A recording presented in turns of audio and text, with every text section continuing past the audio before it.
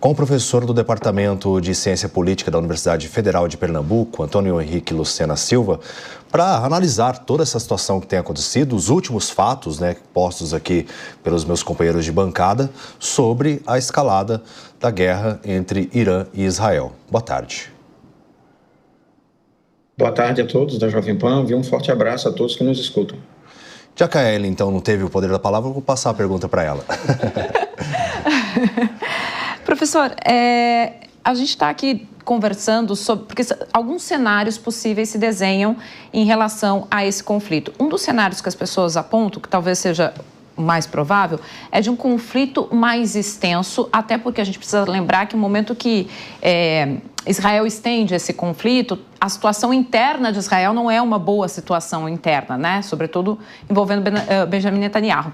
Então, mas o Irã, diferentemente do Iraque, é um país que a população não apoia o regime, mas não é um país dividido internamente, né?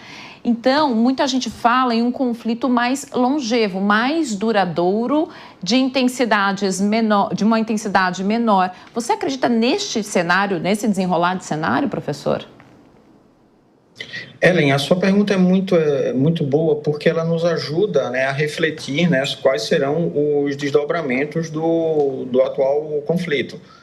Então, Israel conseguiu superioridade aérea, praticamente todo o Irã tem realizado bombardeios em várias áreas, mas o Irã ainda mostra um certo grau de resiliência para enviar mísseis balísticos contra o país judeu, atingindo até algumas regiões em Beersheva, como vocês mostraram agora há pouco. De um lado, a gente tem um presidente Donald Trump forçando, incentivando que o Irã abra mão do seu programa nuclear. Por outro, o Ayatollah Ali Khamenei, até mesmo recentemente no X, afirmou que não iria abrir mão do seu programa. Então, isso termina gerando uma situação de impasse em que, apesar de militarmente enfraquecido, o Irã ainda permanece atuando dessa forma. Como você muito bem destacou, nós não temos ainda uma visão muito clara de qual seria a oposição que poderia assumir o poder caso o regime iraniano ele caísse. Recentemente, o herdeiro do trono, o Reza Pahlavi, ele já deu até uma declaração recente incitando que a população iraniana se sublevasse contra o atual regime. Mas, devido a décadas de atuação, de repressão, uma das coisas que a Guarda Revolucionária do Irã conseguiu fazer de forma bastante eficiente foi justamente suprimir qualquer tipo de movimento de dissidência interna. Então, o que a gente observa é muito difícil de se concretizar, pelo menos atualmente. Agora, é claro, vários cenários podem ser possíveis, caso o Ayatollah Ali Khamenei ele morresse. Então, ele tem um sucessor, mas esse nome desse sucessor não é colocado já porque ele poderia também ser alvo de ataques. Boa parte do comando da Guarda Revolucionária foi eliminada por Israel, seja em bombardeios aéreos ou por atuação do Mossad. Então, essa é uma questão que ainda está muito nebulosa para a gente ainda fazer um prognóstico. Professor, só mais uma questão. Muita gente compara esse momento atual envolvendo o Irã com o Iraque. Acho que o Belucci até trouxe aqui algumas lembranças. E vale lembrar que o Iraque era um país dividido. Nós tínhamos xiitas, sunitas e curdos e conseguiu resistir por muitos anos num conflito. O Irã não é um país dividido. O Irã é um país xiita. 95% da população é xiita. Isso faz uma diferença imensa em termos dessa elasticidade e capacidade de resistência do conflito, né? Exatamente, Ellen. Por quê? Lembrando que o Iraque passou por duas guerras, das operações do Golfo, se a gente retomar da década de 90 e posteriormente dos anos 2000. E aí quero a gente fazer também um paralelo histórico. Por quê? No início dos anos 90, houve uma discussão dentro da própria Casa Branca se a invasão do Iraque ela seria levada a termo. E uma das recomendações do antigo general Colin Powell, que era um dos comandantes, era justamente a manutenção de Saddam Hussein no poder, e aí foi realmente uma opção do governo George Bush pai, nesse sentido de manter Saddam Hussein no poder, né, justamente por causa dessas divisões internas que existiam. Essa é uma das razões porque naquela época Saddam Hussein não caiu.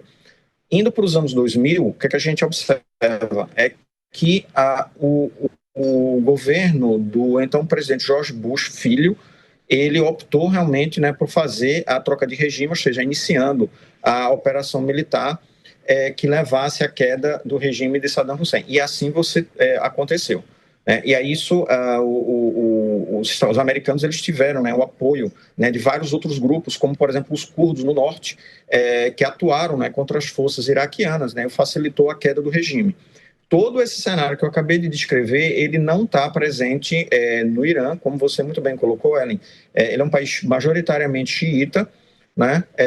A população interna também odeia os Estados Unidos e Israel, e pelo menos o que tudo se observa é que não há uma previsibilidade de atuação por meio de força terrestre dentro do país. A campanha deve ser ainda continuar por meios aéreos, né? E o grande debate que nós temos agora é se os americanos vão entrar no conflito ou não para fazer o lançamento, né, das famosas GBU-57 contra locais, né, de enriquecimento de urânio que o Irã possui, né, como é o caso da base de Fordow, né, que está a 60 metros, né, dentro de montanhas, e é extremamente difícil de ser atingido, já que Israel não possui esse tipo de arma específica. Então, realmente, né, a gente tem uma situação que é bastante diferente do que a gente presenciou lá atrás.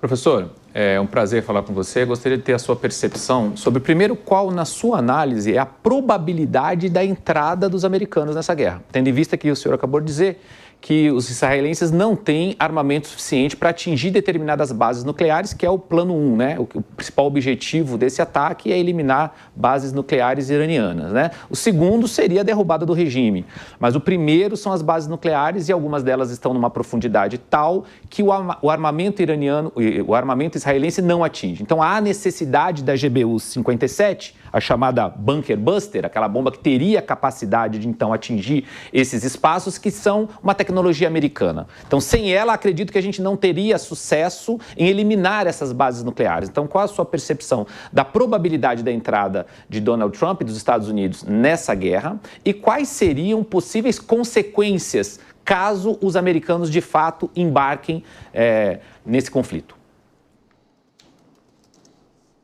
Perfeito, Ricardo. O que o presidente Donald Trump tem dado, digamos assim, algumas declarações ambíguas, né, com relação à entrada de Washington nessa guerra. Então, mas essa ambiguidade ela faz sentido porque, ao mesmo tempo que ele ameaça, ele busca deixar uma porta aberta para que os iranianos eles cooperem. Só que o problema é que Donald Trump ele estabeleceu um objetivo que, digamos, é maximalista. Qual ele é? É que o Irã, ele praticamente cesse qualquer tipo de pesquisa e de enriquecimento de urânio, coisa que Teherã não quer fazer, ainda quer manter esse processo. Seria provavelmente um retorno, né, às bases dos acordos anteriores em que o Irã ele continuaria enriquecendo urânio, mas não perseguiria a bomba nuclear. Só que essa situação ela é extremamente complicada, né, principalmente do ponto de vista estratégico, porque faz todo sentido que o Irã realmente ainda mantenha, né, o seu programa nuclear para a defesa. Mas, ao mesmo tempo, né, como foi muito bem colocado aqui anteriormente, o Irã termina não sendo um parceiro confiável, já que outras vezes, né, você teve o desrespeito a acordos, né, que foram celebrados anteriormente. Então, desde quando aconteceu o colapso parcial do eixo da resistência, que é financiado pelo próprio Irã, mais especificamente a sua força Quds, né, com a queda do regime de Damasco, né, e a saída de Assad para a Rússia, né, o Irã ele passou a enriquecer urânio a 60%, e a própria base de Fordow ela consegue atingir um nível de 82, aproximadamente 82% de pureza, muito próximo aos 90% que é requerido para armas nucleares, o que, obviamente, isso termina sendo uma situação extremamente complicada. E aí é o que acontece, né? Então, ou seja, qual é o timing que o presidente Donald Trump vai dar para o regime de Teherã, já que essa possibilidade de envolvimento americano ela foi facilitada. Por quê? Como Israel desenvolveu operações no terreno por meio do Mossad, destruindo as defesas antiaéreas, os céus do Irã estão fáceis de serem operados agora, né? Então, o grande receio que os Estados Unidos tinham de realizar um ataque era justamente o contra-ataque que os iranianos fazer, tanto contra as suas aeronaves, como também o lançamento de mísseis balísticos. Mas o que é que tudo está acontecendo, né? E o que é que a gente observa agora? A capacidade de lançamento de mísseis balísticos do Irã tem sido reduzida de forma bastante significativa, né? A gente dificilmente vai ter uma salva de 200 mísseis, né, que foram lançados agora recentemente. De acordo com os dados da própria Guarda Revolucionária, a última salva foi a 15ª lançada contra Israel, e já foi ela bastante limitada. Obviamente, né, tem todo esse debate sobre o que é que o presidente Donald Trump ele basicamente agiria.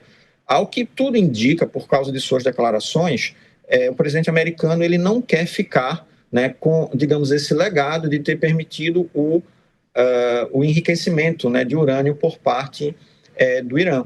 Então, o que, obviamente, pode gerar realmente um envolvimento maior dos americanos. E essa atuação ela seria extremamente importante, porque como as centrífugas iranianas elas estão muito profundas, que podem ir até além dos 60 metros da própria GBU-57, isso faria com que os americanos tivessem que lançar não apenas uma bomba, mas outras, justamente para que elas pudessem abrir o caminho para que você tivesse a completa destruição das centrífugas, né, de todo o sistema de enriquecimento.